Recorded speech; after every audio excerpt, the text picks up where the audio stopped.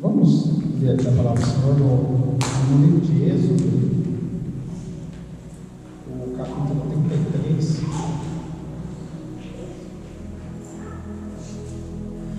Êxodo, capítulo 33, e a gente vai ler a partir do versículo 12. Glória a Deus, aleluia.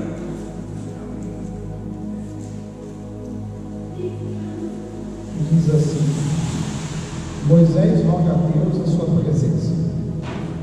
E Moisés disse ao Senhor: Eis que tu me dizes, faze subir esse povo, porém não me fazes saber a quem has de vir enviar comigo.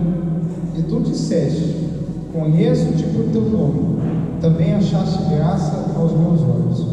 Agora, pois, se tenho achado graça aos teus olhos, rogo-te que agora me faças saber o teu caminho, e conhecer-te-ei, para que ache graça aos teus olhos, e atenta que essa nação é tão pouco. Disse, pois: irá minha presença contigo, para te fazer descansar. Então disse: se a tua presença não for conosco, não nos faças subir daqui. Como, pois, se saberá agora que tenho achado graça aos teus olhos, eu e o teu povo? Acaso não é por andares tu conosco, e separados seremos, e eu e o teu povo, de todo o povo que há sobre a face da terra? Então disse o Senhor a Moisés: farei também isso que tens dito, porquanto achaste graça aos meus olhos, e te conheço por nome. Glória a Deus. Irmãos, pode se sentar. Falar brevemente de hoje, para a gente daqui a pouco fazer a ceia.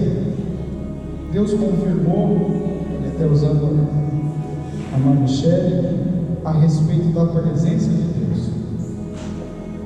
E quando eu li essa passagem essa semana, já tinha lido ela outras vezes, mas o Senhor, Ele me fez lembrar dessa passagem novamente.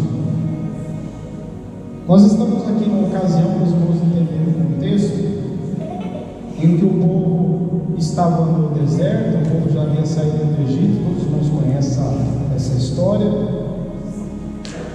Alguns versículos atrás aqui no versículo, no capítulo 32, a gente vê onde o povo se corrompeu fazendo bezerro de ouro. Então muitas situações já tinham acontecido até esse momento aqui, desse diálogo de Moisés com Deus. E o que me chama mais atenção, se os irmãos depois lerem em casa, o início do capítulo 33, Deus ele fala outra coisa para Moisés. Ele fala que para tirar o povo dali, a quem ele ia guiar o povo, ele enviaria um anjo. A Bíblia nos ensina rapidamente que os anjos eles também são conservos nossos. Eles servem de ministros da dispensação de Deus, para que Deus dá ordem para eles, para que eles possam agir em determinadas funções.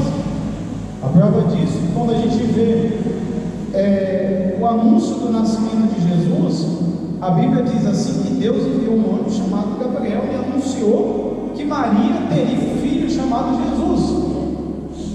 Quando Isabel também ia ter um filho, um pouquinho antes ali, alguns meses, a Bíblia faz questão de dizer também que um anjo foi anunciar o nascimento ali de João Batista. Nós sabemos disso, que Deus faz uso disso.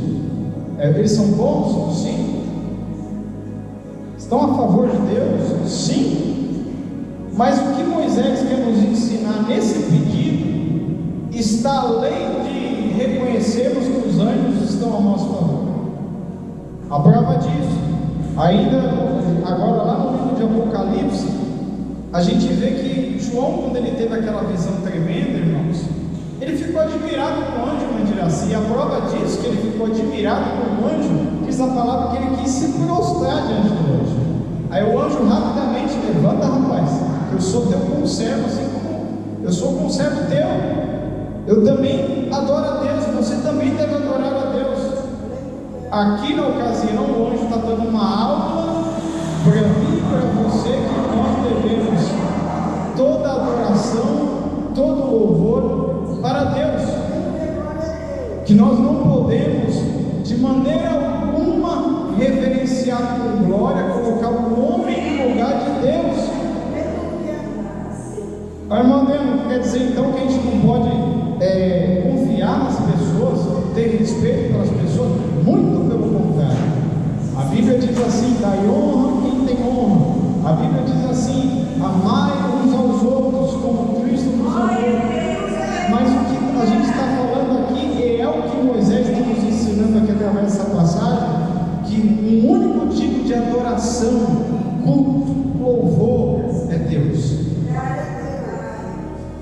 E nós precisamos almejar a presença dele, porque todos nós aqui somos iguais. Eu sempre falo isso.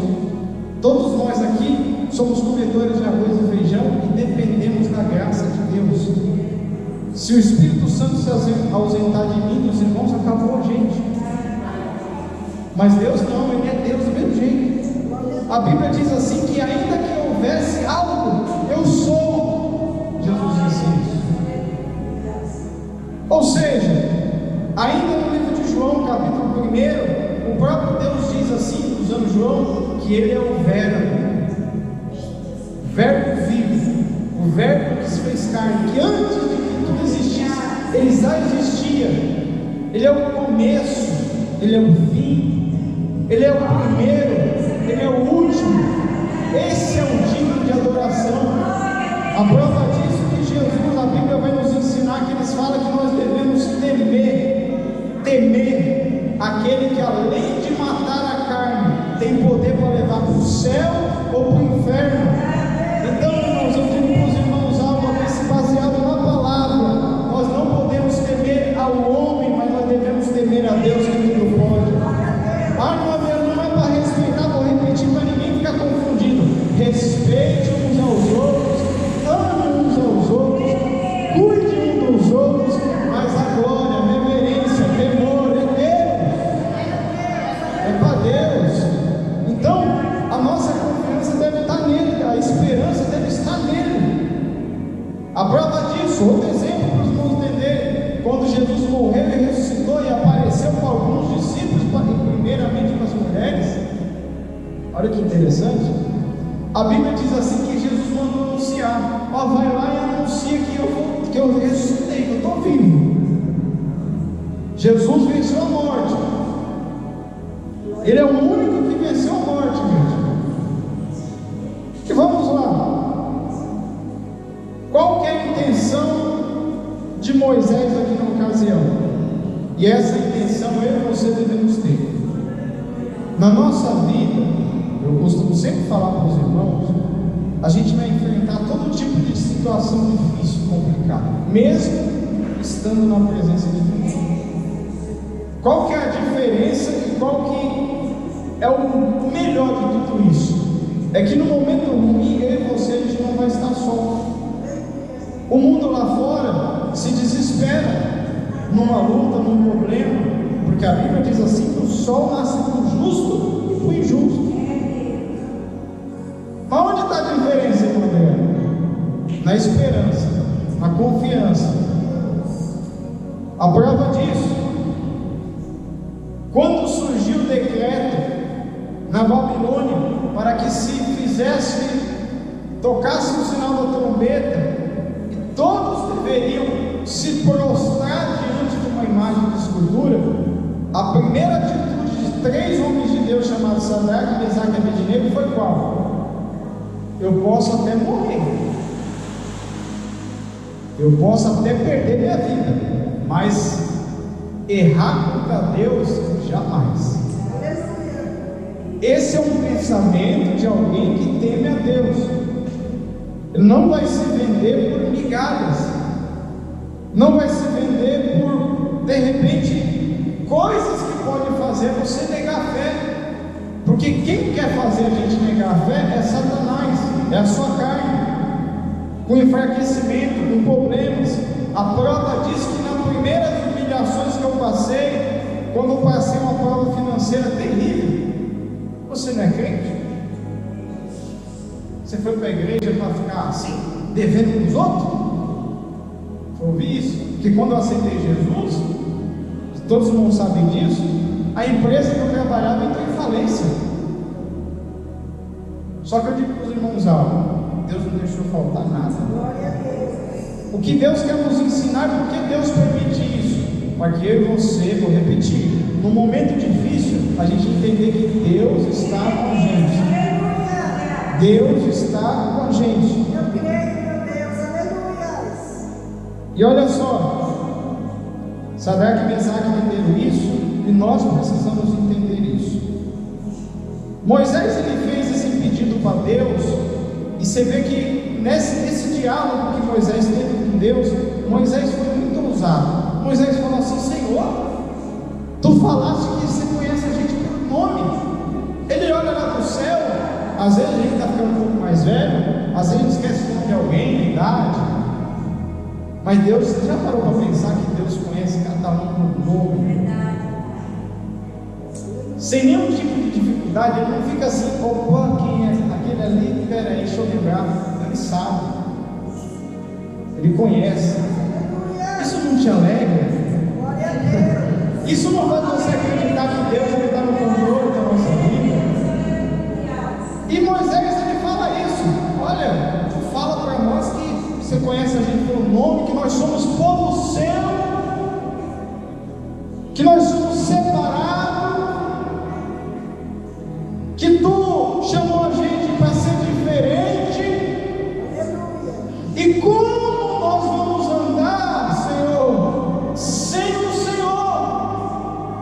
Vamos falar assim: cadê o Deus dele? É, meu irmão, mas Deus é invisível, a gente tem que sentir ele. Não, mas aqui o que Moisés está querendo dizer é que Deus falou assim: eu vou enviar um anjo. Aí Moisés está falando assim: não, beleza, um anjo é gente boa, é legal, mas a gente não quer o anjo, a gente quer o Senhor. A gente quer a tua presença.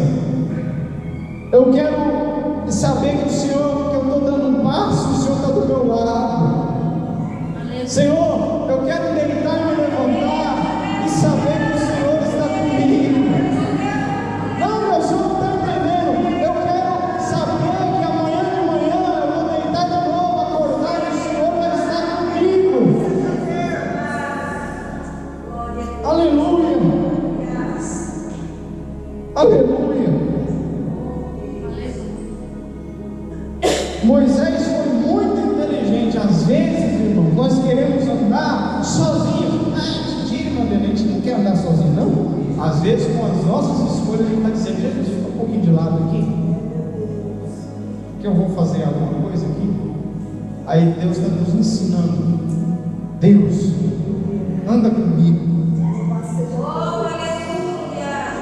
Pega na minha mão, me ajuda. Porque eu vou falar para os irmãos algo aqui: nós não somos robô. Nós não somos robô, irmãos. A gente chora, a gente tem dor, a gente se entristece. Mas qual que é a diferença, igreja? É porque no momento que você está mal, meu Carlos, aí você vai sentir uma mão assim: estou contigo. Aleluia.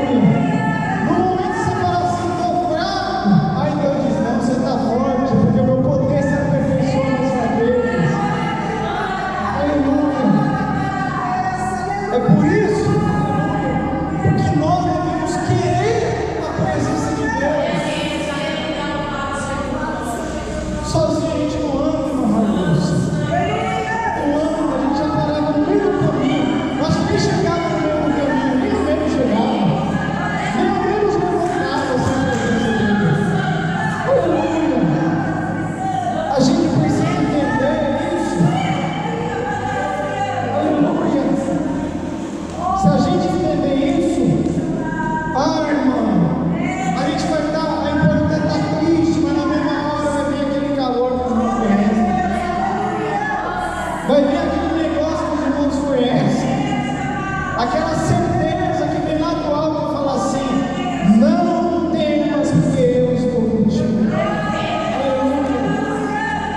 Aleluia. E Moisés, ele entendia isso.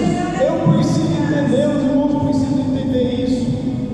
Aí no momento difícil, os irmãos vão sentir a presença dele está comigo. A presença dele está comigo. Me prova, irmão Adriano. Diz a palavra assim que Jesus tinha morrido. Ele morreu. E havia uma grande conversa, irmãos amados. A conversa era assim: estavam dois discípulos a caminho de Emaús. E a conversa era assim: pô, Jesus era gente boa, né? Era um grande profeta, homem de Deus, grandes ensinamentos. Que maravilha de Jesus. Era uma conversa assim que tipo, Jesus passou, acabou. Aí diz a palavra que Jesus aparece. E se faz como se fosse um andarilho, vamos dizer assim. E vai caminhando. Aí Jesus chega junto dos dois discípulos. E eles falam, começam a conversar. Aí perguntam para Jesus: você não está sabendo dessa história de Jesus? E Jesus só ouviu. E diz a palavra que eles insistiram para que Jesus fosse com eles. E a Bíblia é clara em dizer, Carlos, que Jesus fez como se fosse por outro caminho. Porque Jesus nem sabe a nossa intenção. Eles falaram: não, fica conosco. Eles nem sabiam que era Jesus, mas eles disseram: fica conosco. Vocês vão entender porque eles falaram isso.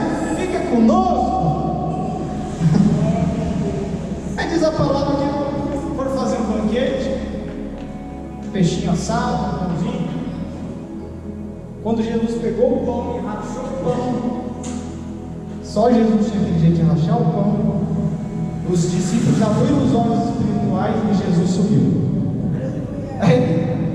E diz a palavra que um olhou para o outro e falou assim: é por isso que o meu coração ardia. É por isso que o meu coração ardia. Ah, não, porque Pedro estava do lado, porque Paulo estava do lado, ia fazer uma oração forte. Não, porque Jesus estava com eles, irmãos. Aí o coração dele fervia, enchia. Ele falava assim: o coração não estava querendo ferver porque ele estava do lado. E Jesus, ele disse para a igreja que ele estava ao nosso lado. Então o coração nosso tem que se encher, encher. Aleluia. E é por isso que Moisés diz: guarde isso. Irmão, pelo amor de Deus, guarde esse versículo 15. Então disse-lhes: se a tua presença não for conosco, nem nos faça subir daqui. Agora eu vou falar com os irmãos. Deitou e levantou, peça ao Senhor estar contigo. Para trabalhar, Jesus esteja comigo. Vai na rua, no mercado, Jesus, vamos no mercado comigo? Eu faço isso. Ah, vai no banheiro. Oh, Jesus, o banho fica cheiroso. Jesus vai também. Ah, irmão, que bobagem. Não. De Jesus, ele quer tanta intimidade com a gente. Tanta intimidade. Então entenda isso.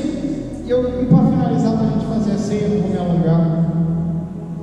Versículo 17 tem a resposta de Deus. Essa resposta é para os irmãos aqui, é para mim, que é o que o Espírito Santo colocou no meu coração.